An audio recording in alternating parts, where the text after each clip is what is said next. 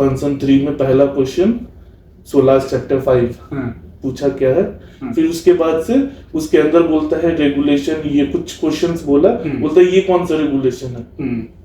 हम उसको ऐसे करके देखने लगे ये पूछ क्या रहा है। बिल्कुल सही बात है। अब हम लोगों को सब कुछ पता है कि ये चीज ऐसे है, पर अब जब वो रेगुलेशन के अंदर घुसने लगा तब तो इतना तो नहीं जा पाते हम लोग, क्योंकि लिमिटेड चीज ही पढ़ पाते हैं कोई भी टाइम पे। तो वो सोलास में वो भी घुस गया एकदम से सोलास में, क्योंकि उनको पता है कि बंदे को अगर फेल करना है तो सोलास में घुस जाओ। फिर उसके बाद सोलास में घुस गया और फिर बोलता है कि ओके तो प्रिपेयर फॉर नेक्स्ट टाइम। फिर ये इंटरनल आया, इंटरनल भी समझ गया कि ये पूरा नौटंकी करके गया है। तो इंटरनल बहुत अच्छे से समझाया कि ठीक है थोड़ा अच्छे से पढ़ाई करो, टेंशन नहीं लो, अगले बार के लिए अच्छे से करो। वहां पे हो गया। अब एकदम डिप्रेशन में थे, बहुत भयंकर डिप्रेशन में गया।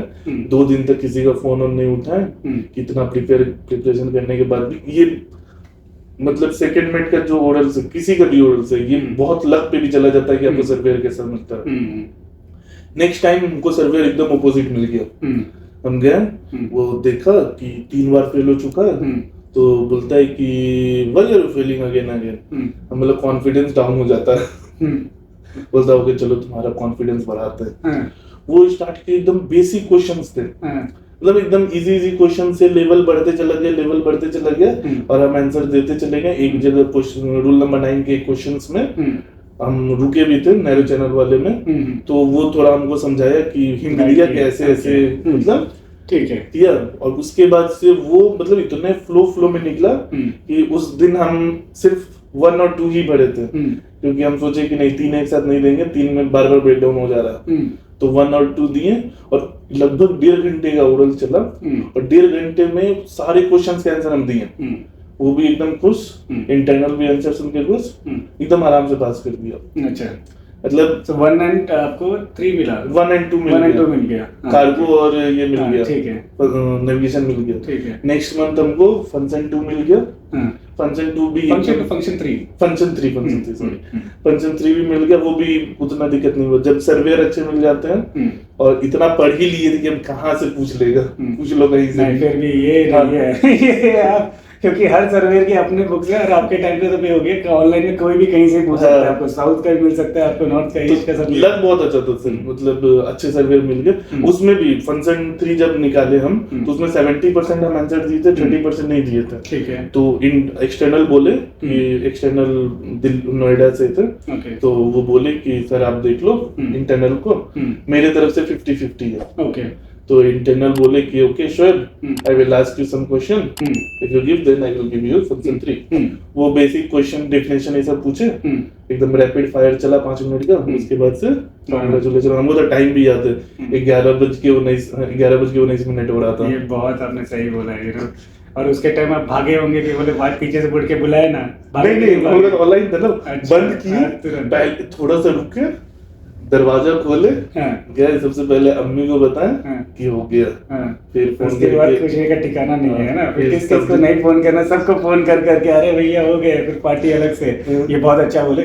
हमारे टाइम पे इतना भी पुराना नहीं हूँ, बट हमारे टाइम पे जब हमने क्लियर किया था सेकेंड मिनट को अभी भी याद है, जब अटेम्प्ट करके आए तो ऑल 3 एक साथ मिला था। मैं जैसे ही MMD बॉम्बे MMD से मैंने सारे के सारे एग्जाम्स क्लियर किए, मैं जैसे ही वहाँ ओरल रूम से बाहर निकला MMD से, मैं सिर्फ ये सोच रहा हूँ कोई पीछे से आवाज ना दे दे वापस कि ऑल 3 दिया हुआ है, तो कोई काट ना दे, क्योंकि सर्वेयर का कोई भरोसा नहीं, उनका मूड खराब हो गया, बुला लेंगे वापस। तो मैं धीरे धीरे गया, जैसे ही वो गेट से बाहर निकला इतना फुल स्पीड में भागा कि कोई भी बुलाना है तो मिलेगा नहीं, ना भागे। तो ये मैं अभी जो ये चर्चा जो हमारी हुई है, ये सिर्फ एक शॉर्ट डिस्क्रिप्शन है टू नो कि मर्चेंट नेवी में पैसा है, सब कुछ है, बट पढ़ाई भी बहुत है। ऐसा नहीं है कि अगर आप पढ़ाई नहीं कर रहे तो it's not easy to come up to this level. आपको करना पड़ेगा, मेहनत करनी पड़ेगी।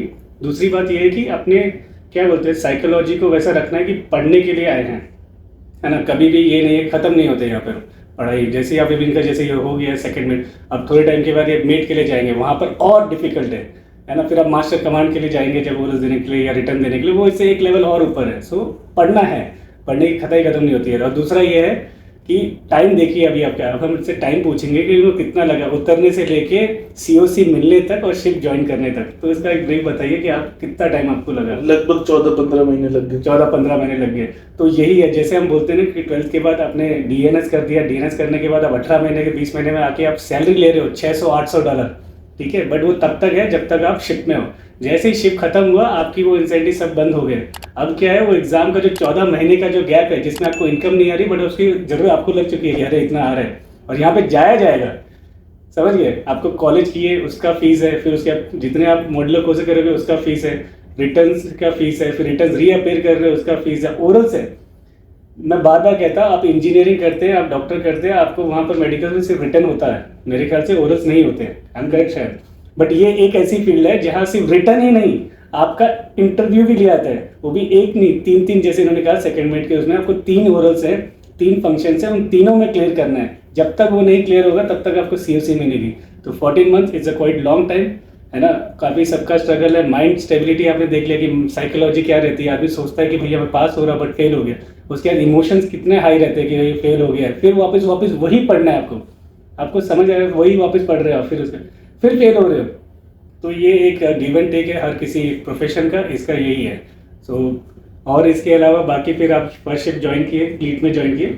हाँ सर, मेरा जैसे ही हुआ ना इसमें क्लियर हुआ। करेक्ट। कितने दिन में आपकी सीओसी आ गई थी? सीओसी मतलब 1 अप्रैल को आया था। अच्छा, आपको डेट भी याद है, ऐसा बोलेंगे नहीं, मतलब एमएमडी वालों ने भी आपको अप्रैल फुल बनाया बस बोले 14 महीने का करेंगे अप्रैल फुल वाला, ठीक है। 17 फरवरी को मेरा हुआ था। ओके। फिर ये क्या कहते हैं अप्रैल में 1 अप्रैल को आ गया।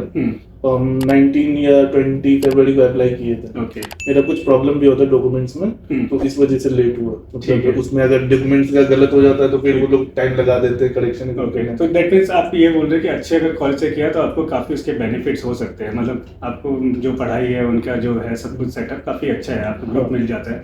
मैं ये कहना चाहूँगा कि नॉट ओनली दैट, आप गवर्नमेंट कॉलेजेस भी हैं, ये जैसे बात कर रहे हैं वो अच्छे कॉलेज है, बिकॉज प्राइवेट कॉलेज है, प्राइवेट कॉलेज में आपकी एफिशिएंसी अच्छी रहेगी, आप पैसा हाई पे कर रहे हैं, जो इंस्ट्रक्टर आ रहे हैं वो अच्छे से पढ़ाने की कोशिश करेंगे।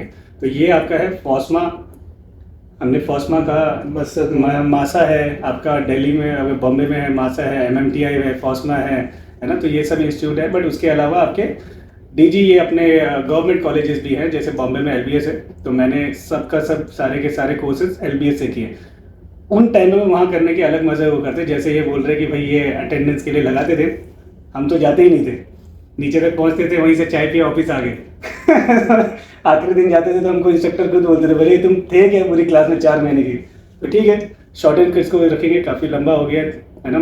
तो यही कहना है कि 4 महीने का कॉलेज, उसके बाद भी पढ़ाई है। इवन GMDSS के लिए मेरे ख्याल से 15 डेज 2 वीक्स का आपका कोर्स होता है ना। फिर उसके बाद आपके ROC RPA सब मिलाते करीब 6 महीने का। तो बहुत प्लान, अगर कोई अच्छे से प्लान करके जाए, जैसे हम साइन ऑफ करके उतरे तो हम 2-3 महीने एंजॉय करने में जो गुजार दिए, उसके जगह अगर हम उसको कोर्सेज में लगा देते तो सही रहता। अभी के लोग, अभी जैसे हम जिनको भी गाइड करते हैं तो हम उनको बोलते हैं कि जैसे ही तुम फर्स्ट शिफ्ट से आओ 9 महीने करके, तो जितने कोर्स कर सकते हो कर लो, ताकि तुमको आगे चल के दिक्कत ना हो। तो जैसे इन्होंने बोला डीएनएस के लिए 18 मंथ्स चाहिए, तो जनरली लोग 2 सेट में करते हैं 9 महीने का, या तो 6 के 3 कर सकते हो, बट प्रेफरेबल 9 to 9, तो 2 कॉन्ट्रैक्ट में आपके ये खत्म हो जाता है जो सी टाइम चाहिए। तो वो 9 महीने का जो आपको ब्रेक मिलता है उसमें आप एडवांस कोर्सेज जो है जो करने चाहिए एग्जाम से पहले वो कर सकते हैं। सेकेंडली, एग्जाम होने की जब आपका सी टाइम खत्म होने से पहले एटलीस्ट 3 से 4 महीना पहले आप प्री बुक कर सकते हैं जो भी कॉलेजेस में आपको चाहिए। GMDSS और फंक्शंस की प्री बुकिंग इज नेसेसरी, क्योंकि जरूरी नहीं है कि आप जब पहुंचेंगे तो आपके लिए वो खड़े होंगे दरवाजे कि भैया अभी सीट्स है, तो सीट्स नहीं अवेलेबल, जैसे शिव ने कहा कि उनको भी नहीं अवेलेबल मिल रही थी GMDSS की, है ना। तो ये सब आपका और टाइम बचा सकते हैं। एक एफिशिएंट ऑफिसर, जल्दी आप लाइसेंस लेके शिप में चढ़ सकते हैं, क्योंकि उसके बाद जो सैलरी का जंप है इज क्वाइट बिग जंप, है ना। तो आप ऑफिसर नहीं जा सकते, कैडेट में नहीं आ सकते ऑफिस, तो ये भी एक ध्यान रखिए, ठीक है। तो इस वीडियो को बहुत लंबा हो गया, सॉरी टू एवरीवन, बट ये काफ़ी रोचक और काफ़ी इंजॉयमेंट मोमेंट था जो हमने जाना कि कैसे कैसे रिटर्न्स में एनोरल्स में क्या क्या होता है। इसमें और भी आगे जानेंगे, नेक्स्ट टाइम बात करेंगे 3rd अफसर रैंक पे कि इनके क्या क्या काम है, फ्लीट में ये काम कर रहे थे, इनको क्या लग रहा है कि कैसा अलग है, ज़्यादा है काम, कम है काम, कैसा काम है, इनके पूरे दिन की चर्या के बारे में भी जानेंगे। तो बने रहिए हमारे साथ, इसी चैनल में नेविगेटर बिच में आपका प्यार मोहब्बत देते रहिए, सब्सक्राइब कीजिए, कमेंट कीजिए और हमारे देखने के लिए थैंक यू। जय हिंद, जय भारत। Bye bye bye.